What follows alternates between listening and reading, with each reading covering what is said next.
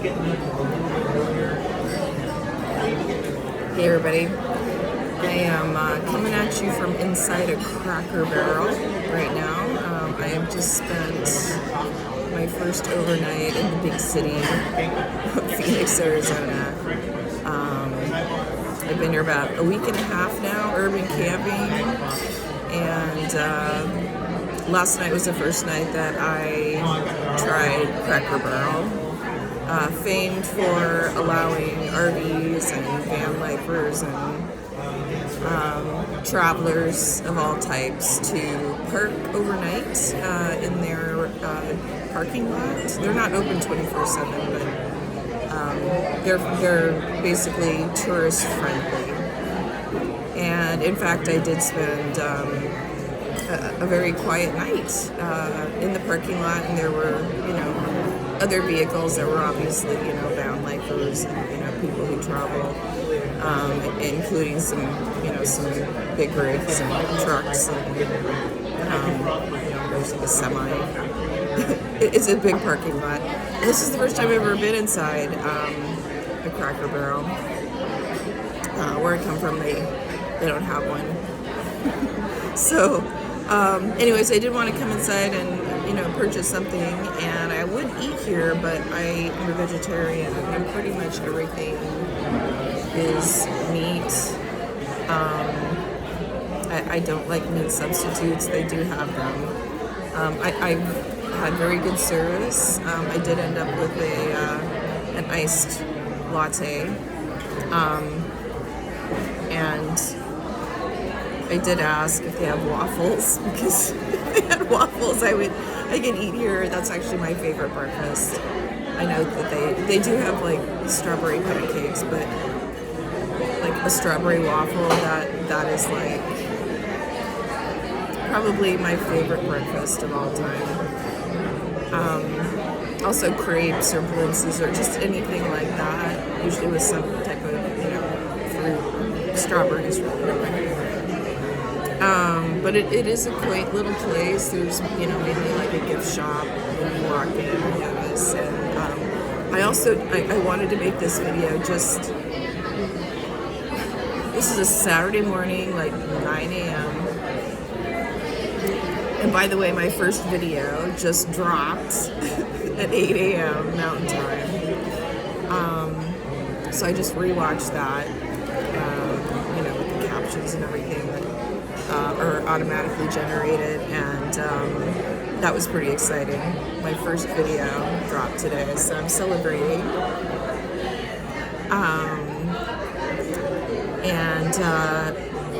But I really wanted you to notice the acoustics in here. When I talk about how silence and stillness is a commodity in today's world, I believe. The main thing that I've noticed, the main difference between wild camping and urban camping is the noise pollution level. And of course, people that live full time in a city, which I have lived most of my life in more of an urban environment, and there's a lot of noise pollution, just that we take totally for granted. But listen to the decibel level of just so many people talking in a fairly crowded restaurant. I mean, some of these tables are empty, but most of them are occupied, and mostly with couples to large families. So I also wanted to kind of underlie the fact that I'm sitting here at a little tiny 2-person table by myself, which I know that might scare some people and I'm talking to people sometimes people are looking at me like, why are you talking to your camera like that? All of this is stuff that would have irritated me greatly when I was in my 20s, when I first started experimenting with doing things alone. By the way, when I was in my 20s, it was back in the 90s. And I was really, really trying to get out of the rut I was in at the time, where I felt like almost everything I did was, sort of predicated on how I looked as a female. I'm going to be talking about this a lot. Get used to it.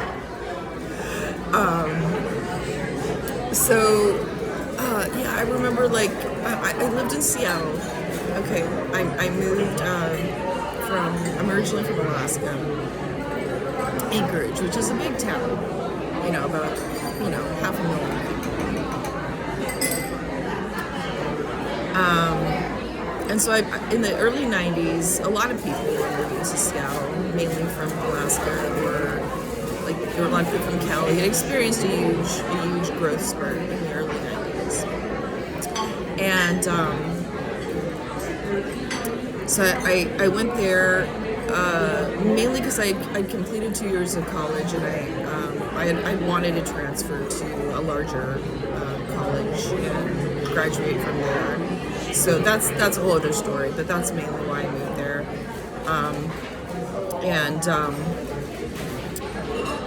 Anyways, where was I going with that?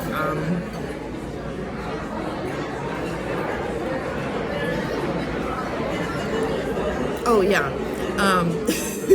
So that was the first time that I was like really like detached. Like I moved there.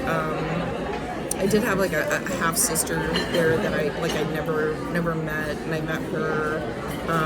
There were some family friends from when we were young. I stayed with them briefly while I kind of got myself into a car and apartment. But essentially, I took a huge risk in my like when I was about. I guess I was 20. I wasn't even like old enough to serve alcohol, and my profession at the time was as a food server, and that's how I put myself through school. So I love restaurants. I love food and hospitality industry because I worked in restaurants pretty much from the age of 14 up till I was about 21, full time, just to have my own spending money. I grew up in a wealthy home, so I bought my own car. I bought my own, paid for my own education, things like that. My own clothes, everything was on my dime.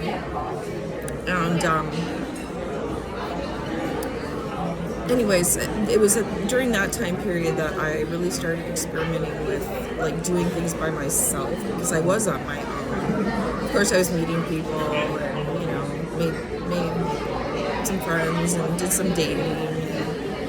I did end up going to school briefly, but again, that's another story. Ultimately, I lived there about 2 years and moved back up to Alaska and started a career actually in insurance after I completed a vocational business computer college kind of thing. At that time, there wasn't really computers in the workplace the way there are now, and I'm part of that generation. I'm actually Gen X, technically. I'm not a boomer, but kind of right on that edge, though. And so I had to pay to go and learn computers and things like that to get like an office gig, which is what I ended up doing until much later in life I went back to finish my degree at university and got my psych degree. But I spent 10 years working in nice offices, and I was an insurance agent, which you don't go to school for. You get a job there and they basically educate you in the ways of insurance. So I had a bunch of letters and certifications and things like that after my name, and like fancy business cards and all kinds of stuff. And I ended up leaving that profession for many reasons. So I've got a lot of stories, but back to when I was in Seattle and just like starting to go out in public, and I would go to restaurants by myself for the first time. And what I've noticed is, back then when I would do that, people would stare at me. Like just, a solo female sitting alone at a table, and just like, a family restaurant or just any type of restaurant. Like I remember being at one with like, I don't want to name it. It doesn't exist anymore. I don't think. It was like a Sizzler or something like that. It had a salad bar, and and just like people staring at me, like why is she sitting out by herself? And it was just like there seemed to be such a stigma around like a female going out in public alone, or sitting in a restaurant alone, or just maybe anyone sitting alone. But it isn't that I really see people like anyone else. Or no, there's a guy at a table up there who's sitting by himself. But it could be phones too. It's just like your phone is your friend now, right? You can look like you're really occupied when you've got a phone in front of your face and you're just doing something on it. Back then, that was not the case. You had no choice unless you brought a book, to just like sit there and look around. So maybe I look strange, just like people watching, which is what I was doing. And just sort of like taking in how do people react to me when I sit there by myself. Later, when I studied psychology, I got into social psychology, and I wrote a paper on violating social norms, and that's where I really a lot of my creative juices started flowing after that. I wrote a paper about it that my professor really liked, and I don't know. I've been violating social norms ever since, which isn't the same as violating any laws or anything. It's just like doing the unexpected, which somebody sitting by themselves, being okay alone in a very public space. It's a little different. Not everyone's up to it. Okay, that's fine. That's fine. But some people are. Some people kind of prefer. I mean, would I be enjoying myself with someone else? It depends on the quality of the company. I've certainly had, companions that it's like made me wish I was by myself. Haven't you? So, life is trade-off. The coffee's good. It's an iced caramel latte, and for some reason, I don't know, I think it would take the server more time to like bring it up and bill me for it. So her face kind of fell when I told her that I would eat here, but like the menu's all meat, and you don't have waffles, and I'm vegetarian, and I'll just get a coffee. And then it was like, yeah, sorry, it's not going to be a big order, but she gave it to me, and then she came by and said it was on her, and I'm just going to leave her a big tip. And it would probably in their system just be a lot more work to make a ticket and all of that. So and she said something like, I hope you get home safe, or something like that. I don't know where that came from. But it's like, do I look like I'm a traveler? Or maybe with this hat, a little outbackish, I guess, now that I really look at it from her point of view. And yes, I do actually have an eye injury, but so I haven't been filming the last few days. But I'll talk more about that later. It's really not as bad as it looks. But yeah, I'll talk about that later, where it looks a little bit red, if you can see that on cam. But anyways, bless her heart, she's like giving me this free coffee, and lately it's weird. The last couple of days, people have been just like giving me stuff. I was at a karaoke bar the other night, and just for one song, and it was open during daylight hours. That's why I went there. I'm in bed so early. I'm normally like just by about 9-10 o'clock at night.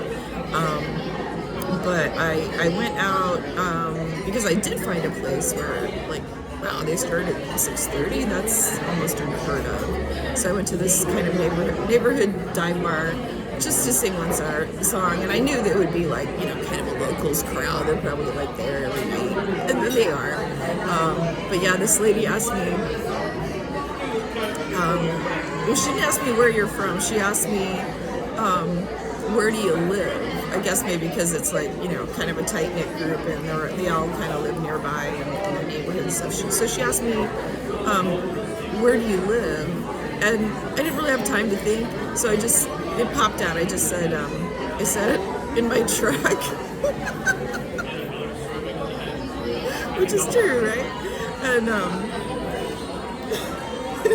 her response was kind of like, well, are you okay? And like, yeah, I'm okay. It's not like that, I'm just, I'm traveling, I'm just passing through, just a tourist.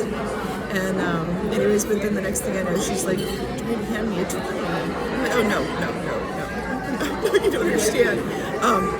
Like, I'm not looking for, and then, but she basically like put it in my pocket, and it was like, like she insisted I take this one. Anyways, hang on. Yeah, thank you. So, anyways, it was just kind of funny. But yeah, people have been very, very kind, very nice to me. And I see a lot of smiling faces. So my feeling about being in the big city is mixed, because I do find overall that people are pretty friendly. Like when I go out. But also the noise really affects me, so that's probably the biggest thing that is the difference between urban and wild camping. Like I miss the silence of being out in Quartzsite, or just out camping with silence, stillness, no noise. It's music to my ears, and the decibel level in here, if we had something to measure it with, is quite loud. Let's all just take a moment to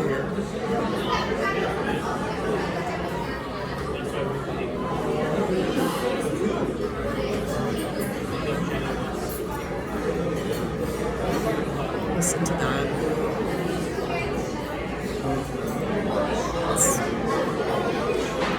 All the voices of all the people.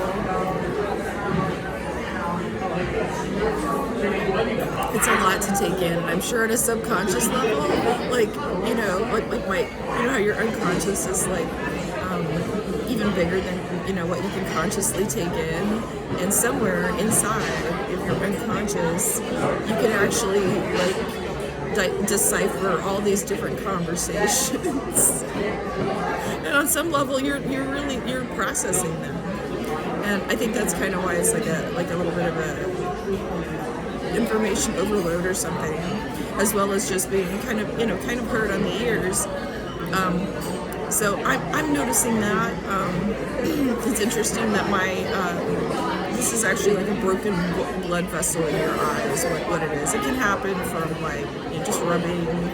I don't know what I did. I'm a medic, so I don't get too excited. Like I know pretty much for myself like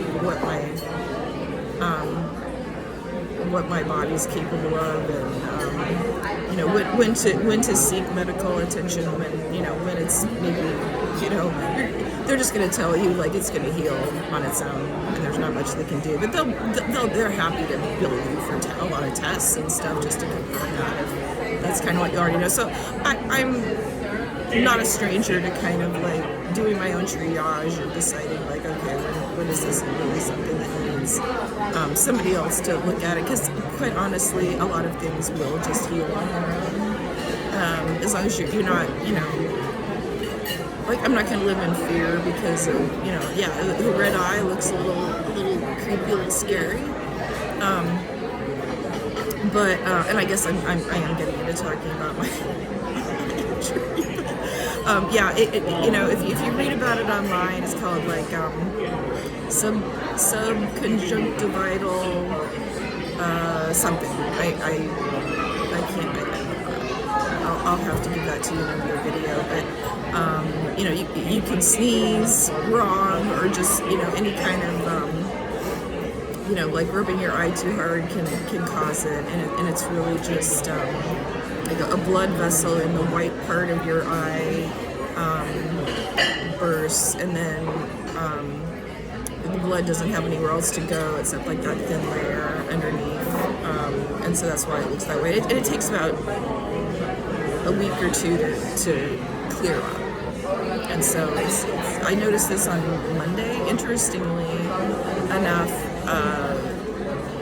right when I kind of started the channel.